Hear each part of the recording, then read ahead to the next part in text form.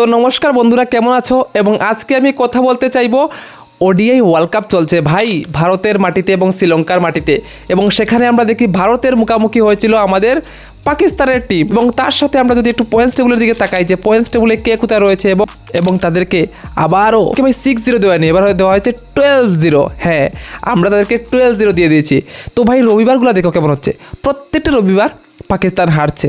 ঠিক আছে, 3টা রবিবার আমরা দেখলাম ভাই পুরুষের হাতে, এবং চতুর্থ রবিবারে এসে মহিলার হাতেও ভাই হারতে হলো পাকিস্তান টিমকে। তো পাকিস্তানের এমন অবস্থা রয়েছে যে শুধু হার হার হার এবং হাহাকার। এবং যদি ভারতের কথা বলি, এমন না যে ভারত তাদের এক খেলাটা খেলে নিয়েছে। যদি আমরা শ্রীলঙ্কার বিপক্ষেও দেখি এবং আমরা যদি পাকিস্তানের বিপক্ষেও দেখি, ভারত কিন্তু তাদের গেমটা খেলেনি, অথচ তারপরেও কিন্তু তারা জিতে গেছে।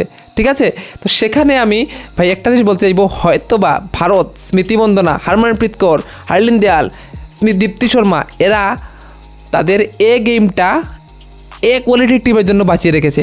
অর্থাৎ আমি কথা বলতে চাইবো যে ভাই ইংল্যান্ড, অস্ট্রেলিয়া, সাউথ আফ্রিকা তাদের জন্য হয়তো বা ওরা রেখে দিয়েছে স্টকে, যে ওরা যখন আসবে তখন আমাদের গেমটা খেলবো।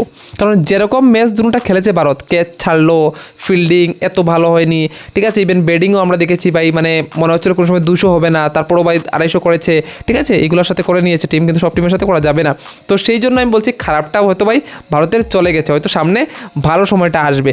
এবং তার সাথে আমরা যদি একটু পয়েন্টস টেবিলের দিকে তাকাই যে পয়েন্টস টেবিলে কে কোথায় রয়েছে এবং কি হতে চলেছে ভাই সেমিফাইনালের মানে কাঠামো, তো সেটা নিয়েও কথা বলবো। এবং পয়েন্টস টেবিলের শীর্ষে রয়েছে পাকিস্তানকে হারিয়ে আমাদের ভারতের টিম। হ্যাঁ ভাই, নাম্বার 1-এ ভারত রয়েছে, যেখানে 2টা ম্যাচ খেলেছে এবং 2টা ম্যাচ জিতেছে, যেখানে 4 পয়েন্ট নিয়ে বসে আছে এবং যাদের নেট রান রেট হচ্ছে গিয়ে 1.51। ঠিক আছে, এবং সেকেন্ডে রয়েছে অস্ট্রেলিয়া, ওরাও কিন্তু 2টা ম্যাচ খেলেছে, 1টা ম্যাচ জিতেছে এবং 1টা ম্যাচ ভাই হয়নি, অর্থাৎ বৃষ্টির কারণে ম্যাচটা হয়নি, এবং তারা 3 পয়েন্টে রয়েছে, 1টা পয়েন্ট শেয়ার হয়ে গেছে এবং ওদের নেট রান রেট কিন্তু অনেক ভালো, 1.7।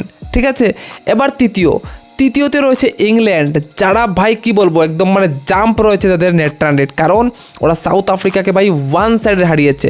তো ইংল্যান্ড খেলেছে 1টাই ম্যাচ এবং সেখানে আমরা দেখতে পাই সাউথ আফ্রিকাকে হারিয়ে অর্থাৎ 2 পয়েন্ট নিয়ে বসে আছে এবং ওদের নেট রান রেট হচ্ছে গিয়ে 3.77।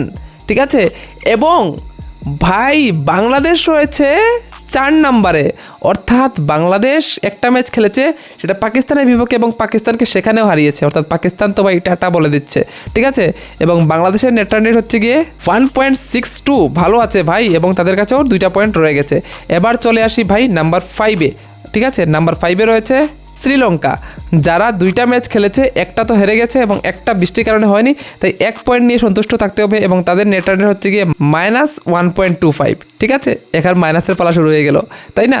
শ্রীলঙ্কার পরে রয়েছে পাকিস্তান 2টো ম্যাচ খেলেছে, 0 পয়েন্ট, অর্থাৎ 1টাও পয়েন্ট পায়নি এবং ওদের নেট রান রেট হচ্ছে গিয়ে -1.78। বুঝতে পারছো ভাই কত নিচে চলে আছে।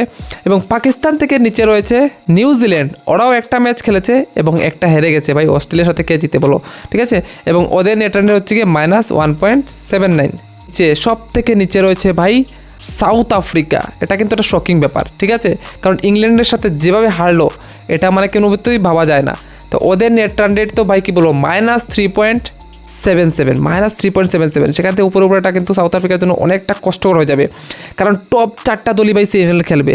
তো সেই জায়গায় দাঁড়িয়ে 8টা দলের মধ্যে বা একটা তাগড়া কিন্তু কম্পিটিশন হতে চলেছে। ঠিক আছে, এবং সেখানে কোন 4টা দল হবে সেটাই হচ্ছে দেখার বিষয়।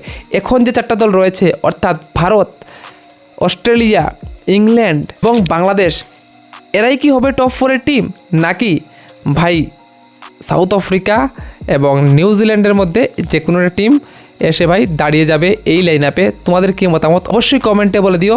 এবং আমরা যেভাবে ভাই পুরুষদেরকে সাহায্য করি, যেভাবে পুরুষদেরকে উৎসাহিত করি, সিমিলারলি চেষ্টা করবো এবার মহিলাদেরকেও ভাই উৎসাহিত করতে। এবং ভারত কি পারবে প্রথমবারের মতো ট্রফি তুলতে? ভাই আজ অবধি কিন্তু পারেনি ভারতের মহিলা দল, সেটা হচ্ছে দেখার বিষয়। তোমাদের কি মতামত অবশ্যই কমেন্টে বলে দিও। আর ভিডিওটা ভালো লাগলে ভিডিওটা লাইক করে দিও, চ্যানেল নতুন হচ্ছে চ্যানেলটা সাবস্ক্রাইব করে দিও। তাহলে দেখা হচ্ছে তোমাদের সাথে অন্য একটা ভিডিও নিয়ে, ততক্ষণের জন্য টাটা, বাই বাই।